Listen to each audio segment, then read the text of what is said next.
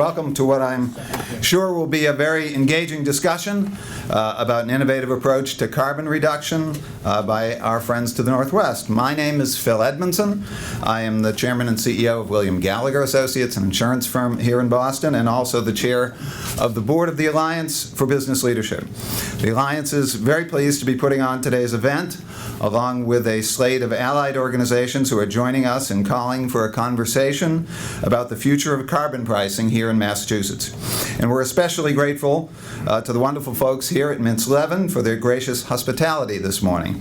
We have a full agenda. We want to be respectful of everyone's time, so I'm going to try to keep things moving right along. After a brief welcome, we'll move right into a panel discussion featuring business and political leaders from British Columbia and Massachusetts, followed by remarks and questions from Mike Bernier, the Parliamentary Secretary for Energy, Literacy, and the Environment, speaking for the Minister of the Environment.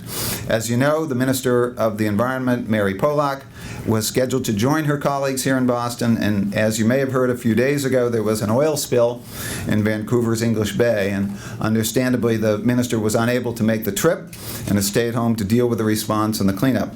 But we are so pleased that Parliamentary Secretary Bernier is able to be here with us. I'd like to start things off by asking R.J. Lyman from Mintz-Levin and ML Strategies to say a few words. And as he comes to the microphone, I'd like to acknowledge his former boss, Governor Bill Weld, and thank him for joining us this morning. Thank you, Governor.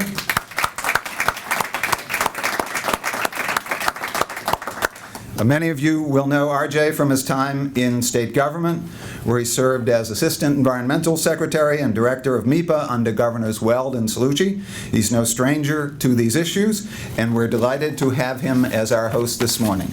R.J., thank you. Recognizing Bill Weld, you stole my only applause line. Good morning. I'm R.J. Lyman. As Phil said, I'm a member here at Mintz-Levin and a senior advisor to ML Strategies. And I want to start off by just thanking everyone who did so much to organize today's activities and welcome our new friends from British Columbia. We saw you last night, and that was enjoyable. And again, just now in the next room, had an interesting thoughtful discussion.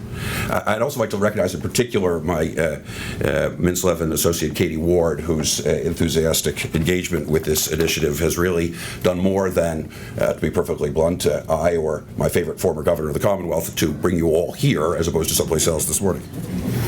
Before turning the podium back, I want to offer a few thoughts, not from my present perch as a lawyer or lobbyist, but from the perspective I did once gain when I was a state energy and environmental policymaker.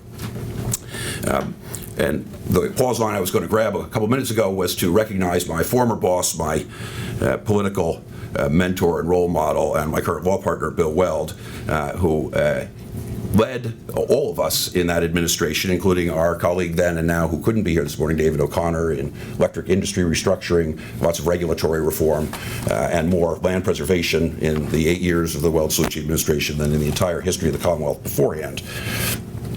And I'm confident that on this issue, our new friends from British Columbia will inform the efforts of those who occupy positions in state government today, as there is an ongoing discussion and debate about a carbon tax here. A carbon tax initiative asks a lot from elected and appointed officials. It's a bold idea. If our friends from British Columbia will excuse the choice of sport for metaphor, the hockey season having ended here, and opening day is still a few hours away, it's a drive for the basket, not a mere dribbling around. And it does have to drive straight forward to the intended goal with a singular focus. It's my supposition that not just politically, but as a good policy matter, it has to ultimately substitute for the scattershot approach that at the federal and state levels over the last few years have been used on well-intended but a cumbersome basis in various policies and programs. Renewable energy credits, utility bill surcharges, federal and local state tax credits, and even RGGI itself. While good, if you answer it, it must be really interesting. And even RGGI itself, if you want to achieve the carbon reduction goals of those programs, the way you measure things it seems to me, is not by measuring the number of megawatts of renewable energy generation sources deployed, or grants awarded, or groundbreakings or ribbon cuttings. A carbon tax, to be successful, cannot be an environmental program with economic benefits. It has to be sound economic policy with environmental benefits. For us here in the Northeast, I've often thought that a policy like this could be best thought of as a hedge against fossil fuel price volatility. Domestic natural gas prices are at an all-time low. We are heavily natural gas dependent for both domestic heating and electricity generation, and yet our region's energy supply remains devastatingly expensive. It is a significant factor in our comparative economic uncompetitiveness. And the prospect of worldwide gas markets and the netback pricing that people in Australia know as they've exported LNG to China and Japan is only going to increase costs substantially in the immediate term.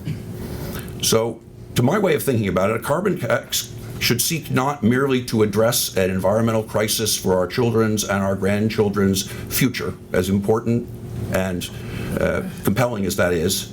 It also has to address the economic challenge that is upon us now as a region, as a state, and as people. So as you listen to the lessons from British Columbia, I would ask you to ask yourself, not what can a Massachusetts carbon tax do to retard global climate change, but what can it do to reduce megawatt hour and vehicle mile costs for our citizens and businesses? If, as do I, you believe that the price signals provided by a carbon tax can move the market, and if you believe that a carbon tax can be fashioned with sensitivity to ratcheting down existing programs as it ratchets up in such a way that it will benefit our economy, then you'll believe, as I do, that it is an idea worth pursuing, albeit with dedication and focus to the details. And our friends from British Columbia, I know, from spending some time with them and reading a lot about them, can teach us that lesson, and it is one I hope we will all learn. So with that, I thank you and welcome you again.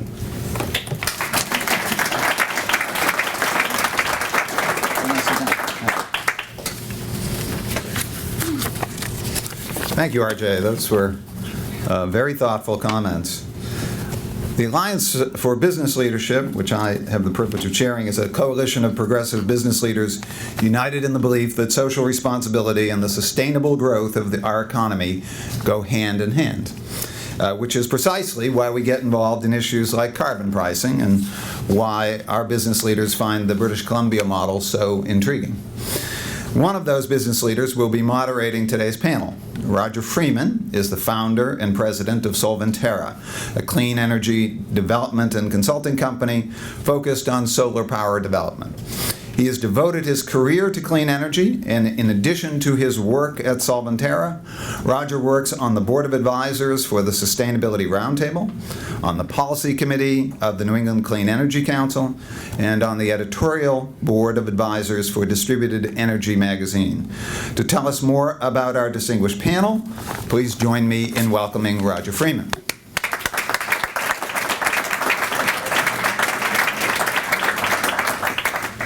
Well, thanks for that kind introduction, and thank you all for coming today. What I'd like to do is get the conversation moving as quickly as possible, and so I'll try to prompt our panelists with a quick question. Maybe you could give a few minutes commentary, and then we can move into a Q&A, and we'd encourage this to be an active dialogue within the room. I think we have to start a conversation, and we're starting that conversation now, and it's been ongoing, but it's going to be one that will build over time. We're very fortunate to have our guests from British Columbia today with us, is Ross Beatty, who's the founder and chairman of Pan American Silver Corporation and the executive chairman of Alterra Power Corporation.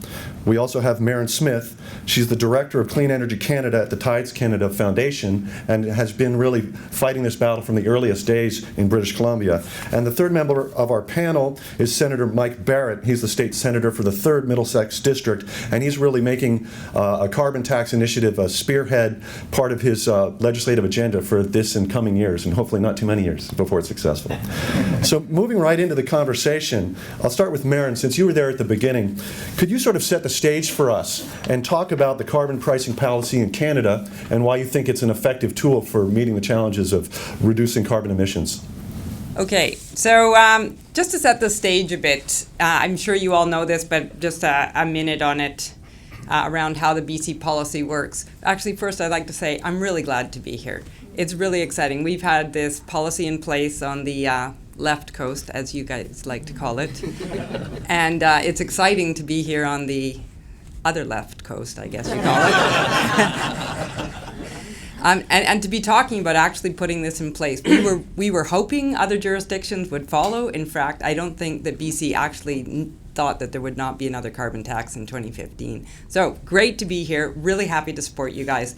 I also wanted to let you know that last year my team we do this Tracking the Energy Revolution, and we looked around the planet and added up the numbers of countries that actually have a carbon pricing system. It's a very large number.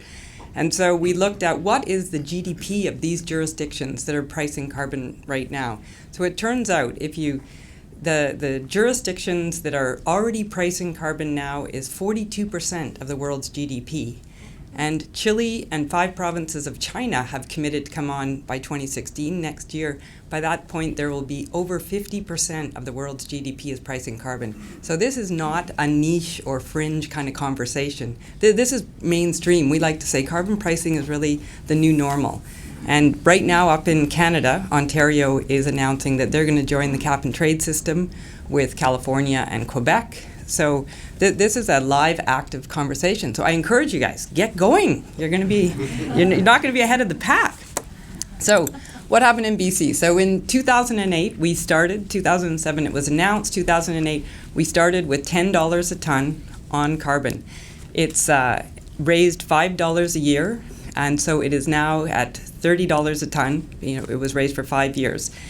There's 3 things about the policy that are really critical. One, it's a revenue-neutral carbon tax. People in this room might understand what that means. It was critical to bring the business sector on board, and Ross can speak more about that. But a note that we can talk about later is the public does not understand revenue-neutral. So it's revenue-neutral, which means that the money goes back. We now have the lowest corporate tax rate in Canada and the lowest personal tax rate in Canada. So those were the direct benefits. And just to actually say some of the other economic benefits that come from it is we have 13% of the population in Canada lives in British Columbia. We have 22% of the clean tech industry now. We did not have that when we started, before we had the carbon tax. So it does attract and build a new part of your business community. So revenue neutrality is one of the key parts of the policy. The second piece is it's economy-wide. And I would say this is critical as well. One, there's no, everybody pays it, so you don't have just industry paying it. That brings the public involved, and the public gets very engaged. So a study was done last year that shows that the market signal, so $30 a ton, that's about 25 cents on a gallon of gas. It's not actually a lot of money. That the impact of the carbon tax was 5 times what that market signal should have created. And that is because you put a carbon tax in place, everybody talks about it, Arnold Schwarzenegger comes up and is patting your premier on the back, you're getting awards and accolades, the World Bank says you're fantastic. The public knows about it and then is like, oh, there's on my bill carbon tax. Oh, I can game the system. I could reduce my carbon and not pay the carbon tax, and I still have the lowest personal income tax. And so the public does get engaged. So economy-wide critical. The third piece was the scheduled increases. So $10 a ton, really low. Like really, that was pennies on a gallon, on a liter of gas, and it would be pennies on a gallon of gas too. And then these scheduled increases over time. By the time it hit $30 a ton, there wasn't even one media article about it. Every year before that, as soon as it went up, the media went, the carbon tax. But by the end, no. So those are 3 critical pieces about how it works. It's not a regressive tax. There's a low-income component, so low-income get a tax credit for it. Northern and rural communities get another special tax credit for it, so that it was modeled out to see how can we do this so it isn't impacting certain sections of the population. So that's a bit of a snapshot. Well, thank you very much, Mary. Oh, actually, I should give you the final piece of the snapshot, which is, and so how does it do environmentally? Well, so it's been in place for 7 years. Our greenhouse gas emissions have gone down, but more importantly, they've gone down at twice the rate of the rest of Canada. So here, what's the difference? Our fossil fuel consumption has gone down at 16 times the rate of the rest of Canada, down 16%, up 1% in the rest of Canada. Our GDP, strongest in Canada, and the government just introduced a deficit-free budget, and our population is up. So you cannot actually pull out the carbon tax and say the carbon tax is a direct correlation to why our greenhouse gas emissions are happening. But I can say it worked. It has worked. And it's worked politically as well. So there has been an election. The tax was introduced in 2007, started in 2008. There was an election in 2009. The election was actually fought on the carbon tax. So our names of our parties are different than yours, but the right of center party put this in power. The left of center party decided that they were going to run a campaign on Axe the Tax. They lost. And there has been another election, and the party who put this in place has continued. So the politics of it are good, the environmental impacts are good, and the economics of it are working very well. Well, thank you very much, Marin, for answering all the questions I was going to ask. So, our next speaker is Ross Beatty. As a businessman, could you offer your perspective on how the carbon tax has affected your business? Some of the concerns raised about the carbon tax is it will raise energy prices and hurt jobs and development. As a businessman living with this for the last 7 years, can you address how it's affected your business? Partly. So I run a bunch of companies. The group revenues are about $1 billion a year. We have about 8,000 employees. A bunch of mining companies, or mines in Latin America mainly, and partly because of the carbon tax. I'll say a little bit because of it, but also because I'm a businessman, but I'm also an environmentalist. So I really firmly believe that, we have a common duty as people to try to make our world as healthy as we can, speaking environmentally. And so I'm an absolute believer in the notion that carbon is pollution, and it's causing negative consequences for my kids. I have 5 kids, and it's incumbent on me to do what I can to try to reduce pollution that affects the environment as much as I can to make my future for my kids a healthier one. So as part of the, you could say, movement to try to manage this problem, I started a clean energy company in 2008, and it's now the largest independent power producer in British Columbia.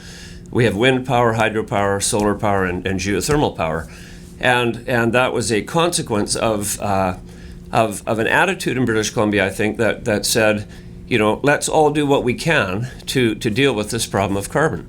The carbon tax was one of those solutions. And as a believer in free markets and as an entrepreneur, I very much subscribe to the view that the polluter should pay. This is a market problem. It should be a market solution, and that means higher costs if you bring something into the atmosphere that actually harms the atmosphere. It's a rather more difficult thing to actually identify the problem because, of course, it's invisible and the whole world pays the cost. So the only party that can actually effectively regulate carbon pollution is government. It's got to do it somehow. It either does it through a cap and trade system or other regulations, or something that is simple and clean and easy to administer and easy to identify, and that's the carbon tax. Now, of course, it's wrongly named. It's not really a carbon tax when it's revenue neutral. It's a charge on a polluter and a benefit to the rest of society to the extent of the dollar revenue that the government makes from that charge.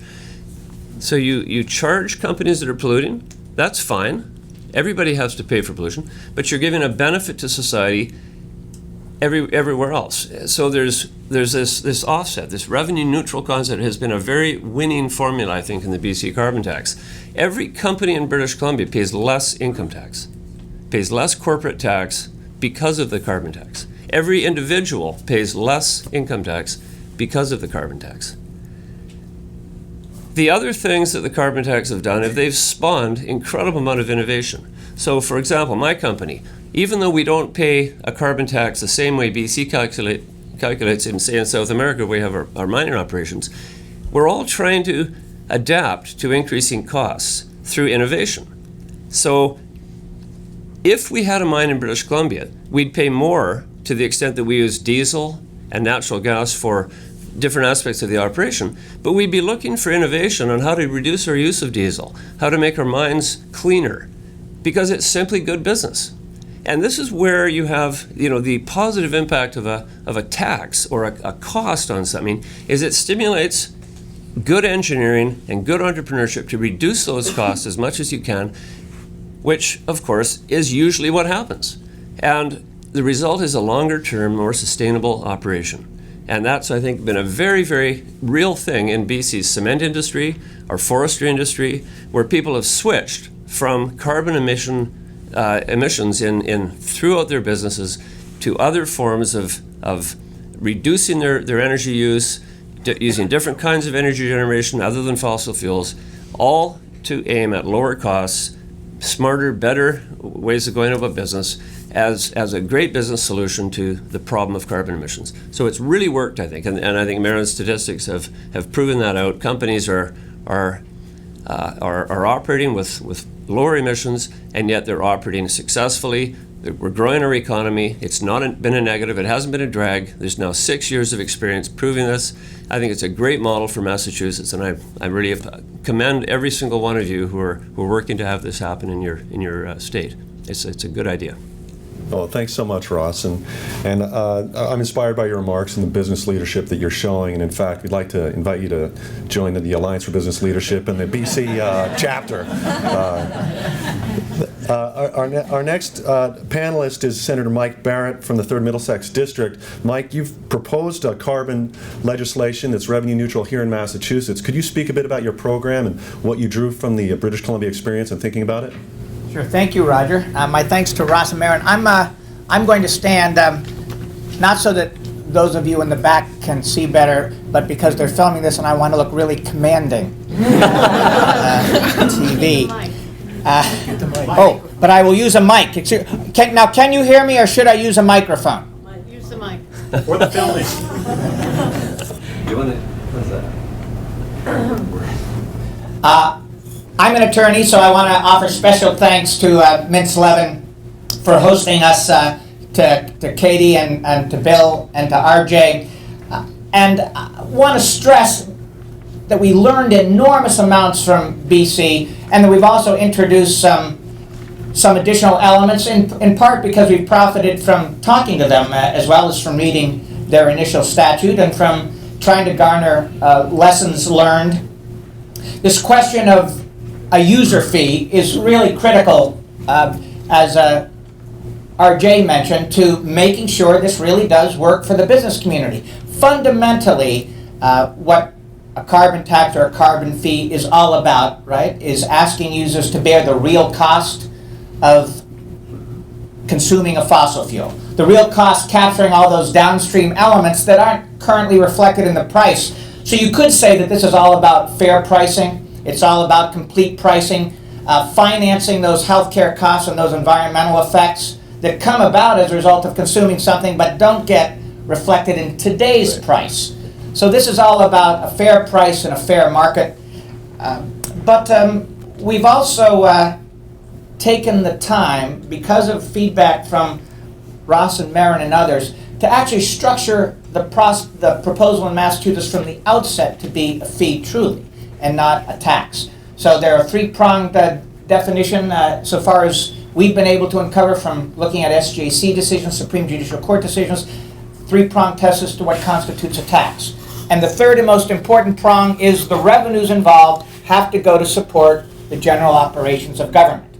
If you can segregate the monies, if you can put it in a fund and rebate it, if the collections don't go to fund the general operations of government, then truly, constitutionally, you have a fee, a user fee, and not a tax.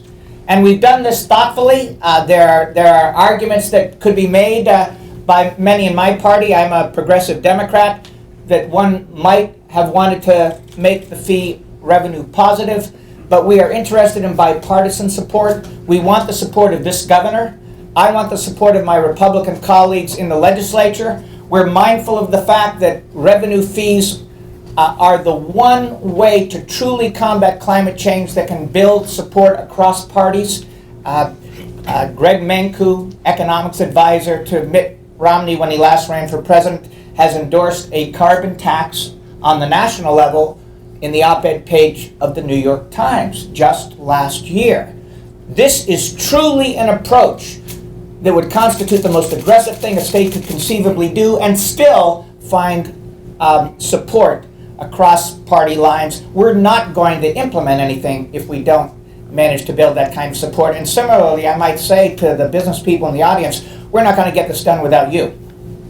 We need to unite progressives who are concerned about what a revenue positive tax would do, since this is regressive in impact, right? So if it were revenue positive, working people would pay more than their share. Another reason to make it revenue neutral.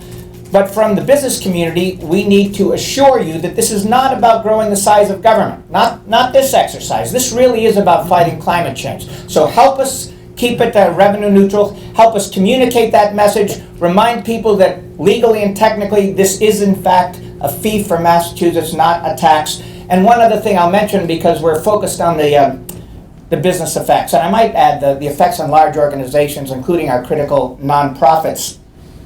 The reason this is so interesting for Massachusetts, actually, and we're different in this respect from BC, is that we import our energy, right? So if you correctly price, if you fully price for the downstream effects a fossil fuel product and drive down its consumption as a consequence, what you're doing is liberating Massachusetts from dependence on, well, foreign oil.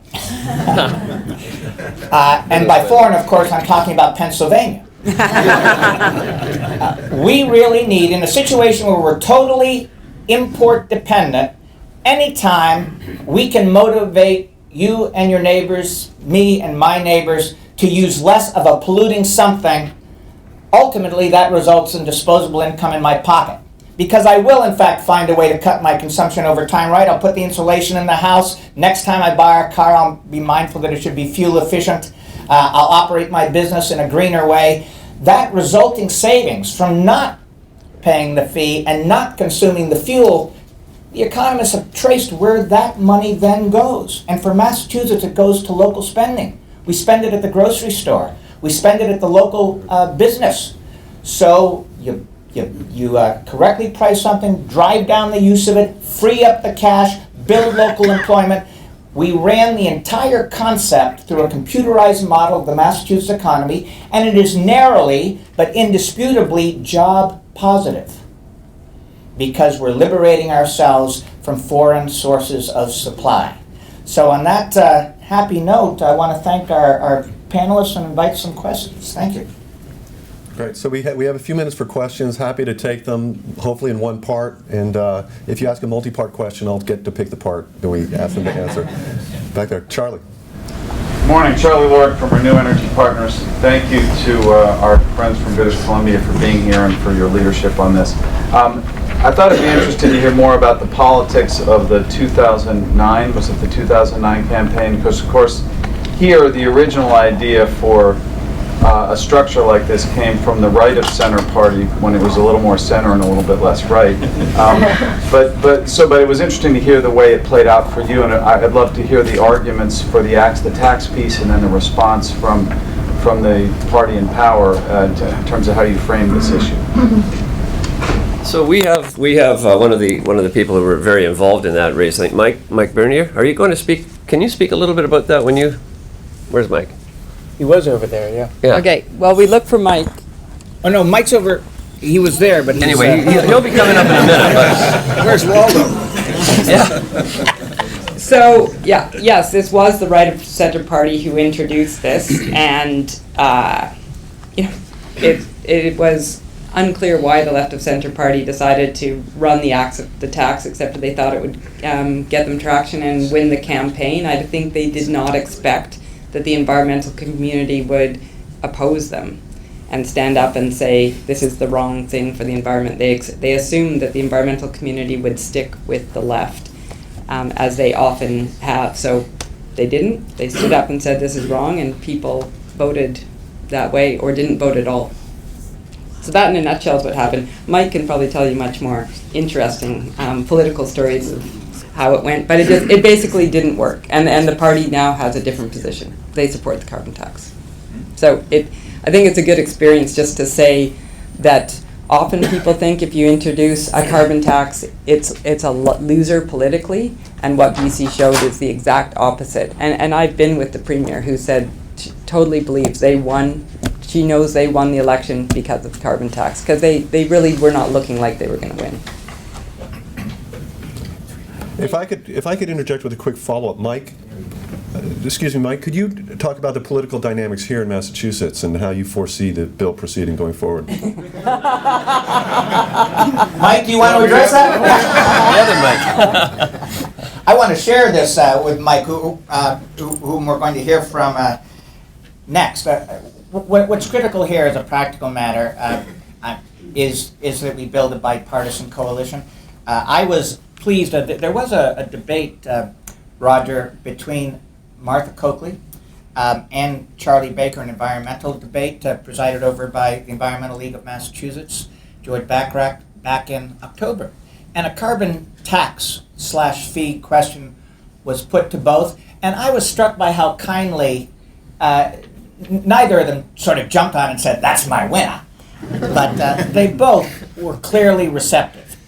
If we can make this palatable, this is something that someone of the governor's brilliance, this is something that's going to intrigue him and his cabinet folks. So generally speaking, the answer to the political question is make this something that both members of both parties could love. I can tell you that we've sold it hard with the help of the advocacy groups in this room, a little harder than most bills. This is a new idea. New ideas typically take 6 to 8 years to gestate, to come to fruition. We're basically in year 3. We went around this time after having had a cruder version of a carbon fee 2 years earlier, and we asked people, legislators, are you willing to co-sponsor? 160 members of our House, of course, 40 members of our Senate, 200 now. 42 are official co-sponsors of the idea. To have 20% of the legislature on board, essentially just after an idea has been refined and introduced properly, is where you want to be at this point. I'm not going to continue on with the politics, Roger, but we're feeling very good for this stage. Great, thank you. Do you have a few more questions in the back? Bud Riss from the Green Ribbon Commission and the Bar Foundation. Our opening speaker from Mintz Levin this morning referred to the problem or the challenge of layering something like this into all the existing environmental laws, regulations we have, and perhaps ultimately replacing them. I wonder if anything close to that challenge existed in British Columbia and how you dealt with it. You know, did you have a constellation of climate change laws, regulations, and policies, and how did it fit in? Again, Mike might be able to answer that best of all.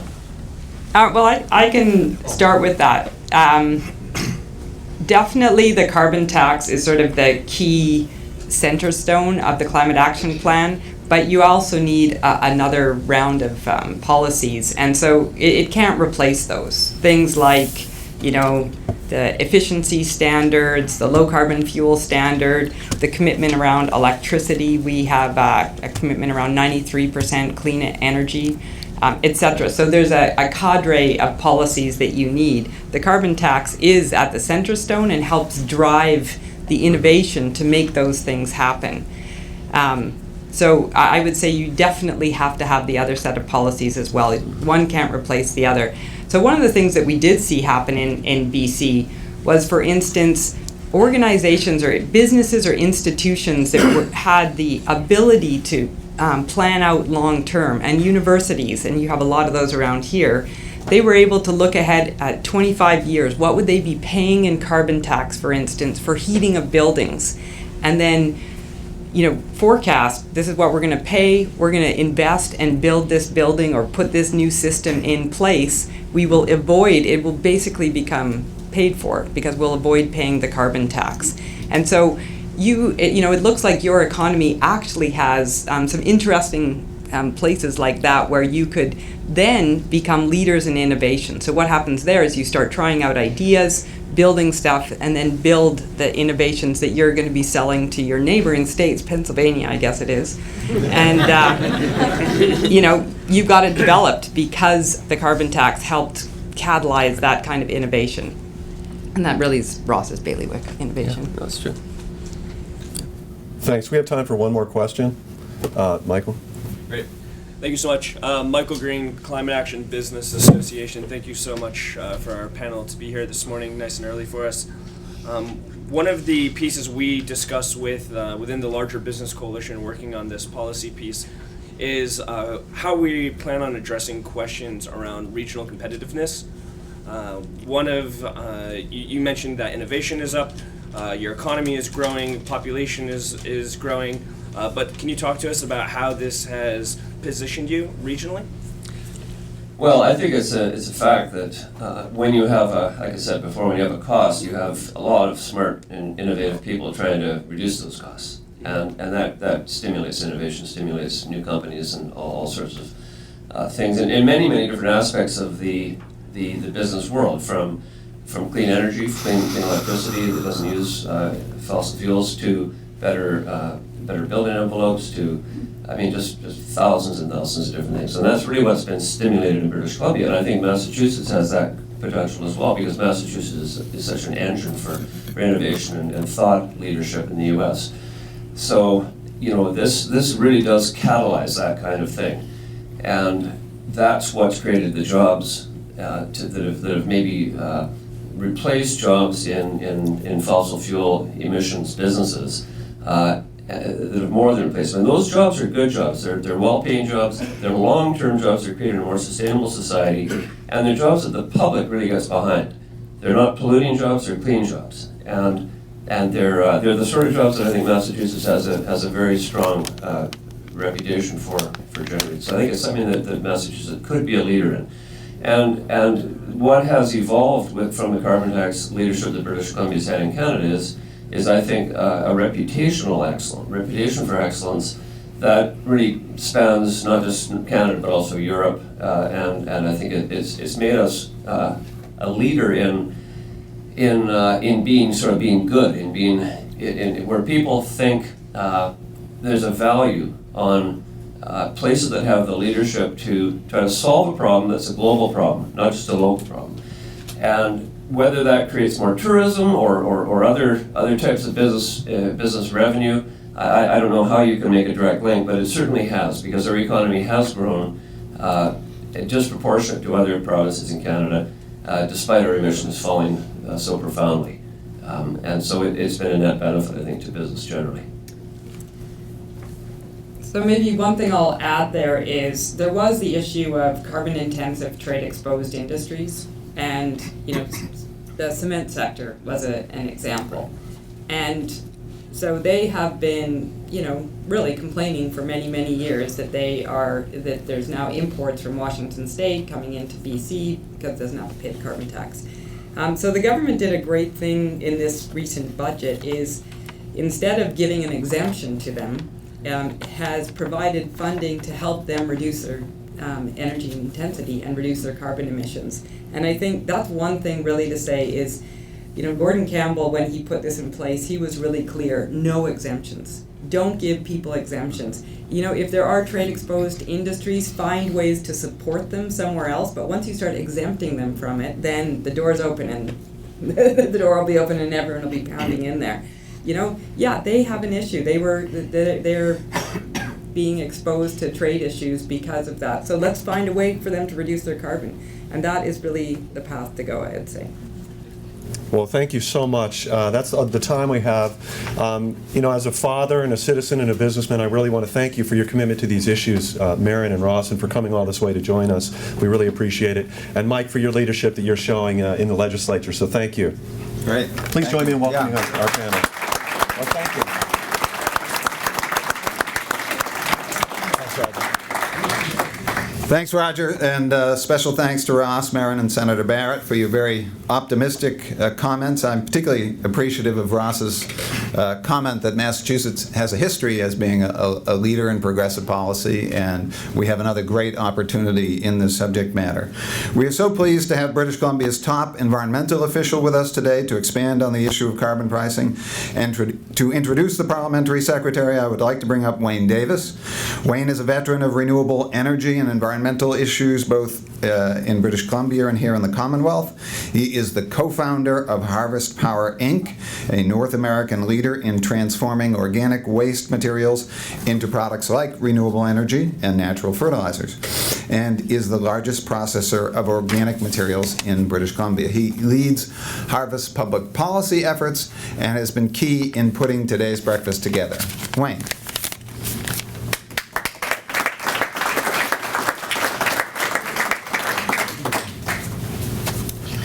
Thank you very much. I've often wondered at events like this why you need to introduce someone else. But obviously from Phil's remarks, the reason I'm here is that I'm bicoastal. Our company is bicoastal. We're headquartered here in Waltham, but our major operations, we do have very major operations in British Columbia. And as Phil mentioned, we are the largest recycler of organic waste. And what we do is we convert those wastes using anaerobic digestion into energy that is used, it's renewable energy to power BC businesses and homes. We also recycle wood from construction and demolition debris to make biomass fuel that displaces coal in, guess where, BC's cement mills as well as paper mills. And that market is there precisely because of the carbon tax. And we also produce and sell over 200,000 tons per year of compost and soil products to keep BC's gardens, parks, and agricultural fields lush and healthy. And anyone who has been out there knows what I mean. Harvest Power's investments starting in 2009 in BC were our first as a company, and I want to just take a moment to talk about that because it's part of the theme of what we're talking about this morning. We chose to invest there because we saw a market receptive to the company that we aspired to be and are becoming and continuing to build. BC is blessed with a gorgeous natural environment and a sophisticated population that is passionate about preserving that environment, living sustainably, and passing it along to the next generation. At the same time, British Columbians recognize that a strong concern for the environment and sustainability is not at odds with economic growth, and that wise policies can promote both at the same time. And indeed, it was exactly that combination of the favorable market conditions combined with what we regarded as some of the most favorable public policy around what we were trying to do as a company that attracted Harvest Power to invest. And since 2009, we've invested more than $50 million, and we employ more than 100 people in British Columbia. So that is exactly the type of innovation and investment that we were just talking about that comes from having the right public policies. Now, our guest speaker this morning well understands the challenge of developing public policies that support economic growth and sustainability at the same time. He is the Parliamentary Secretary for Energy Literacy and Environment for the Minister of Environment, and he serves as a member of the Legislative Assembly for Peace River South. And though South is in the name, it's in the northeastern part of the province. Prior to his election to the Legislative Assembly, our guest was mayor of the city of Dawson Creek and was a leader in various regional and provincial endeavors, including the BC Mayor's Climate Leadership Council, as well as the Community Energy Association. He's here today to share the political and economic success story of the carbon tax in British Columbia. Please join me in giving a warm Massachusetts welcome to Secretary Mike Bernier.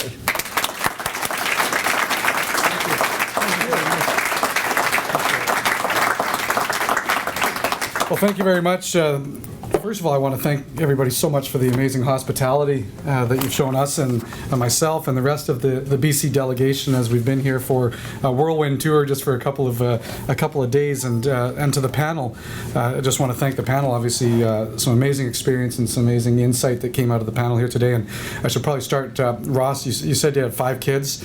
I also have 5 kids, but that's not to say every male in Canada has 5 kids. It's just up here. And Marin, thanks for all your insight and the hard work you do as well. You've been an inspiration for us in British Columbia and Canada for everything you're doing. I only have 2 kids. Well, that kind of ends the speech right there then, if I can't go any further. Anyway, it's a real pleasure to be here today, and again, Mintz Levin, and thank you everybody for being here, for hosting us again. It's really great to be here to really talk about carbon pricing. And for us, whether it's a revenue-neutral carbon tax, a cap-and-trade system, fee and dividend approach, a levy, it doesn't matter what approach that you're looking at. Basically what it is, it's critical that we look at putting an effective action and price to combat climate change. It accounts for costs and impacts of carbon pollution that we're seeing now and in the future. It supports investment in technologies in our region. And we need to transition, as we all know in this room, to a low carbon economy. Climate change is recognized as one of the greatest environmental threats facing us today in the world. In my province, it's already cost us millions of dollars in lost jobs. We were impacted and ravaged by the mountain pine beetle. Because most of the scientific data shows because of climate change. And that's something that's been devastating originally for our economy in the forest sector. We have extreme weather events that we have to be worried about that threaten our coastline, and the health and safety impacts can harm our citizens. And the stressed infrastructure will be costing us millions of dollars to upgrade. So BC has shown leadership in standing up to the threat, and Senator, I should say one takeaway I'm going to take away from Boston, if you indulge me on this, is I'm no longer going to say that we're leaders, we're leaders. So I'm going to try to make sure I take a bit of Bostonian back with me. So, but in British Columbia, we've committed to reducing our carbon emissions, and as you've heard, 33% 2007 levels by 2020, and 80% below our 2007 levels by 2050.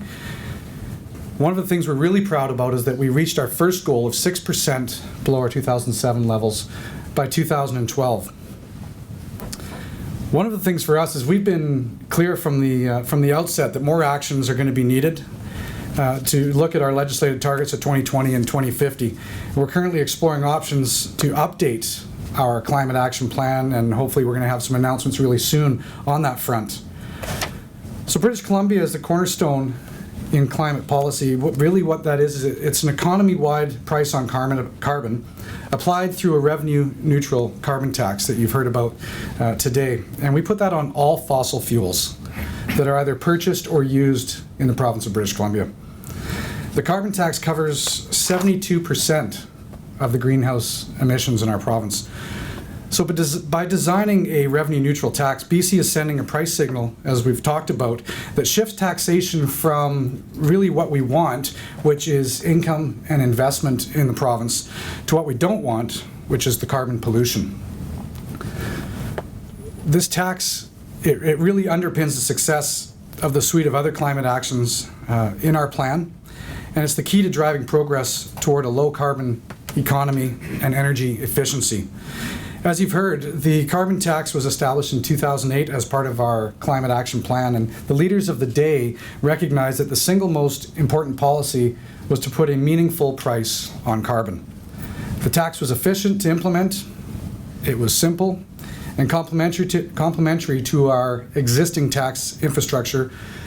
More importantly, we tried to make it easy to understand. It's resulted in very little administrative and compliance costs to manage for the province as well, which is really important. So BC's carbon tax was the first. It is still one of the most comprehensive carbon policies and carbon taxes in North America. It sends a consistent, especially for business where it's important, a consistent price signal to allow the market to really decide the best way that they can reduce emissions. Through this price signal, individuals, businesses, and industry, they're encouraged to use less fossil fuels, obviously, and reduces emissions. The tax also makes clean energy alternatives more economically attractive, and we've seen that continually happening in our province. And the certainty provided by BC's carbon price through our carbon tax helps new industries make investments decisions in our jurisdiction. And you heard about some of the, especially around the clean tech sector, the amount of growth that we've seen in our province, and we like to attribute most of that to our carbon tax. So we started, as you heard, we started with the carbon tax setting it low at $10 in 2008 and moving forward at $5 a year to 2012. The tax is now $30 per ton per carbon dioxide equivalent. So for gasoline, I heard you saying we have to convert everything from liters to gallons, but for you, yeah, it's around 25 cents a gallon is what it is. And so for us, we look at that as being quite minimal. As we were talking about, the tax was designed to be revenue neutral. This means for every dollar as a government that we collected because of the carbon tax, it is 100% returned back into the province of British Columbia through forms of targeted tax cuts. In our last year's budget, 2014-15 budget, we collected $1.2 billion in the province of British Columbia in revenue from the carbon tax, all of which was returned back to businesses and citizens. I'd like to point out at that point, though, that BC has among the lowest corporate income tax rates in G7 countries. And when all our taxes are considered, British Columbia actually has one of the lowest tax regimes in all of Canada. And that actually is in part because of what we've done with the carbon tax. It was designed to protect low-income families and who are the least able to absorb the costs that come with something like this. And they are the least able to benefit from the cuts, usually with the personal income tax as well. A BC low-income climate action tax credit is available now to almost 1 million British Columbians. The credit provides an annual maximum return of about $115 for each adult and $34.50 for each child in the province.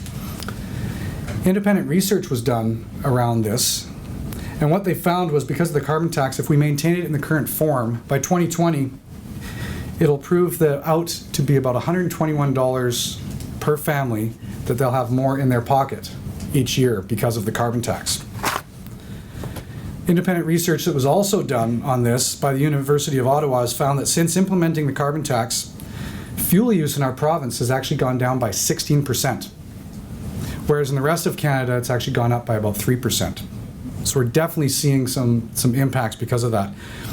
And it's far from hurting our economy in British Columbia as well. Between 2007 and 2013, our real GDP grew by 9.2% after we implemented the carbon tax. And that's while we have a population in BC that's thriving, it's growing at the same time.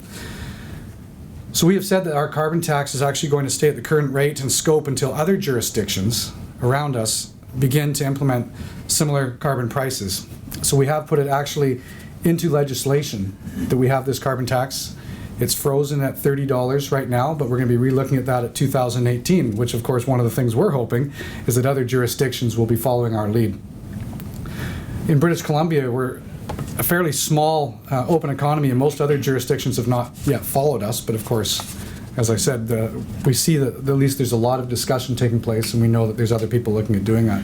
That's why I'm really encouraged actually to be here today and to listen to the discussions that are going on here, and really want to commend Senator Barrett for the leadership that you've been showing as well on the climate action file, because I think from our perspective, obviously, that's really important. One of the things I said last night is what we're doing in British Columbia, what you're doing in Massachusetts, we will be able to stand up and say we've got the country surrounded. They won't have a choice. So British Columbia's climate actions have included a number of market-based and other policy tools to incentivize transition to low-carbon economy. And BC, actually I should stop saying BC, because when I said that last night, somebody said, oh, you went to Boston College? And I went, actually no, it's British Columbia. Yeah.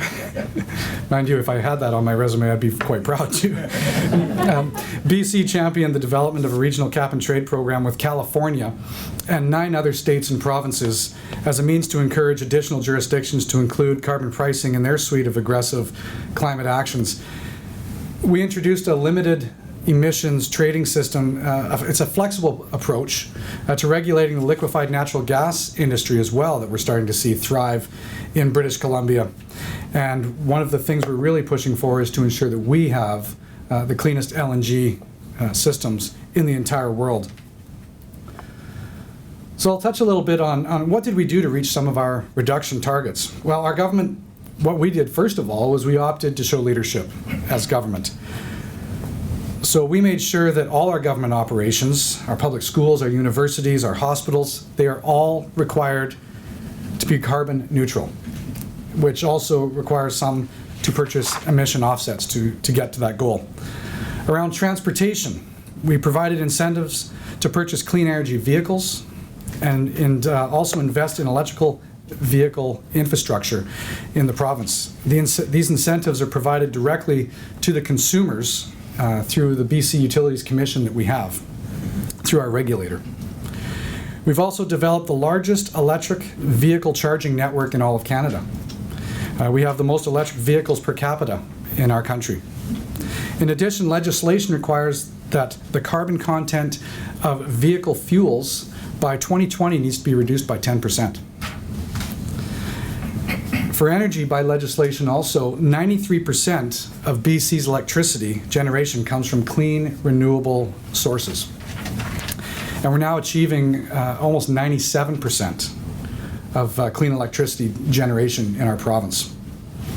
Energy efficiency and conservation are encouraged through the adoption of minimum energy performance standards. Some people, you hear of LEED certification, so we push for that in all our public buildings, appliance standards, and through our building code changes as well.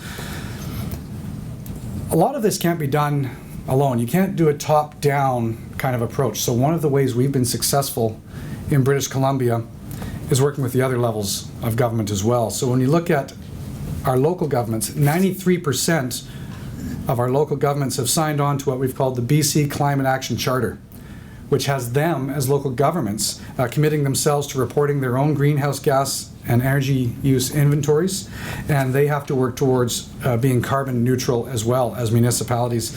We're trying to help them create clean, compact, smart communities.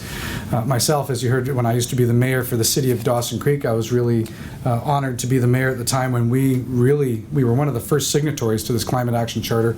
We were one of the first cities in all of Canada to announce that our city of Dawson Creek was actually carbon neutral. So to help local government signatories to the Charter, what we've done is we've put grants in place. So for the municipalities, when they get to report their carbon spending, their carbon tax spending for the year, as long as they're following all of the processes that we've put in place as a government, we actually give them a rebate or a check back to offset their carbon tax as a municipality. And what a lot of the municipalities do is then use that money to reinvest in their communities for more green, clean technology. And so it's almost like a melting snowball effect, because what we're really trying to say to these communities is the more you invest in reducing your carbon emissions, yes, you're going to get less back every year, but that's because you've reduced your emissions. And it's been very successful. I should probably say, as we know, and what we're very proud of, is BC's climate leadership has not gone unnoticed. We're really proud of the steps that we've taken in British Columbia. Prominent articles that we've been seeing too, the Economist magazine, the New York Times, the Los Angeles Times have all pointed to British Columbia as a success story. And more importantly, what they've said is we've done this and continued the economic growth in our province while we've implemented these. So it's an important principle of BC's approach to climate action. What this really is all about is collaboration. Climate change is a global problem. I think we all can say that. And the role of leading subnational governments to work together to act on solutions is increasing, being recognized globally. I'll actually get to leave from here shortly after this meeting. I'll be heading up to Quebec for the Premier's Summit and speaking there, because in Canada as well, one of the things we're talking about is we recognize this is something everybody needs to address. And so I'm really excited to be up there tomorrow to speak to them as well. So carbon pricing will be a major part of these discussions and conversations tomorrow. I look at British Columbia, we look at Alberta, we look at Quebec, and I know we've heard about Ontario with their announcement. So in Canada, we're starting to see a lot of provinces start to take this lead.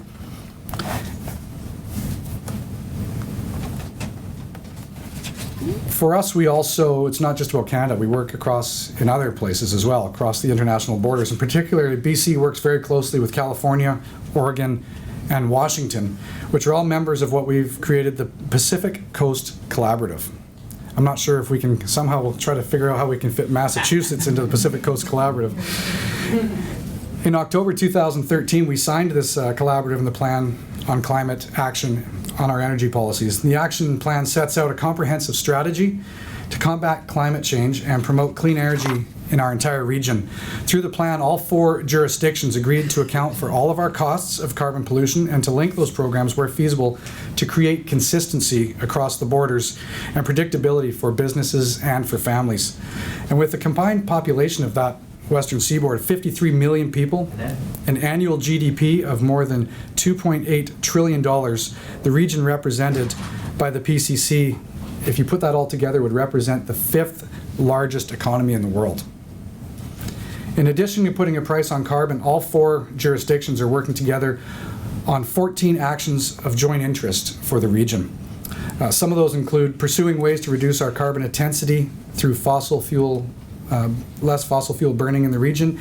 We're expanding a zero emissions vehicle purchase policy, as well as increasing our energy efficiency to the built environment. As well, with a suite of similar policies in the entire region, any perceived competitiveness, and I think this is what was really important around this, the perceived competitiveness issues between the jurisdictions has been reduced. We weren't having one play off on the other. This is something that we found was really important in our jurisdictions, is how do you kind of put something in place, especially from a business perspective. Washington recently introduced the Carbon Pollution Accountability Act in the House of Senate, for those that are following that, which we're really excited to see as well, because if the act is passed, it would limit emissions for major producers in their area and have them pay for the costs of carbon that they emit as well. And that's expected to generate about $1 billion in Washington annually, and to be invested into their transportation, education systems that they have, and also they've put policies in to help disadvantaged families as well. So back in British Columbia, we have a strong focus on the competitiveness in our industry, while still making sure that we meet our climate action goals. Nowhere is it more evident than the work that we're doing, as I mentioned, with our liquefied natural gas sector that we have in BC. With renewed global focus on climate action with many countries like China, counting on low-cost alternatives to their coal energy production that they have there, a clean source of natural gas is what they need. And that's what we have in British Columbia. And as the cleanest burning fossil fuel, if BC LNG displaces use of coal-fired power generation in China, it will lead to significant greenhouse gas reductions being avoided, along with better air quality, I think, for all of us. So we're determined to have the cleanest LNG facilities in the world, making global LNG supply a reality and really being part of the climate solution. We've actually just created in legislation a benchmark to help us with the LNG file to 0.16 tons of carbon dioxide equivalent per ton of LNG. In addition to, they're going to have the $30 per ton on top of that.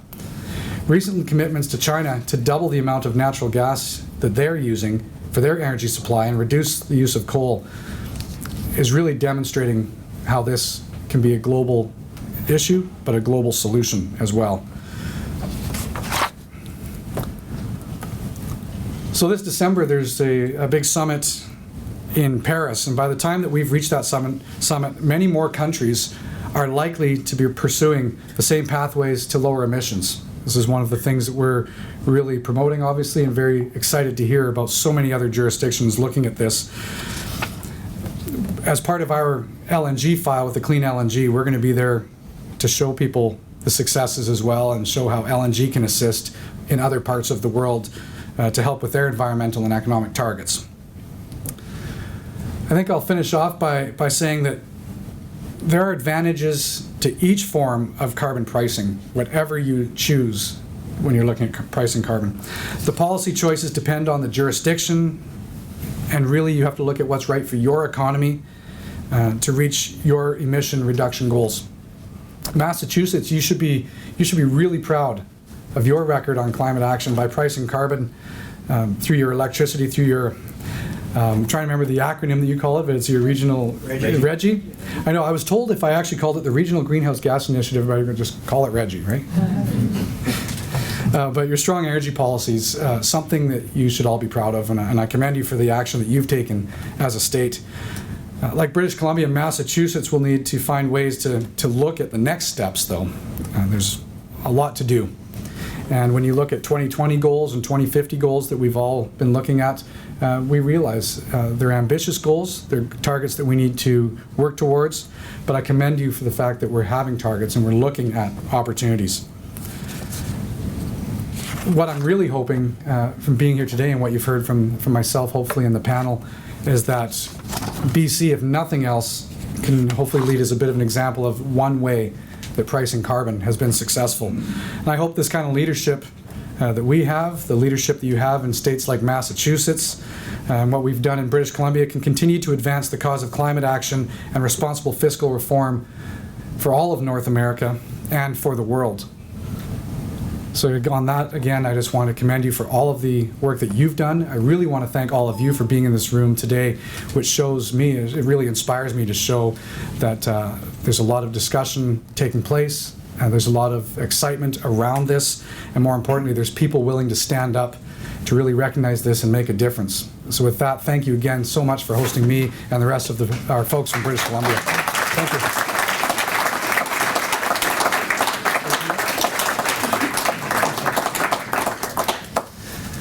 Wow, that was really inspiring. Thank you, Mr. Parliamentary Secretary, and again, thanks to your colleagues from British Columbia, Marin, Ross, for making the trip here to Boston, and for giving us so much food for thought about how to pursue carbon pricing strategies here in the Commonwealth.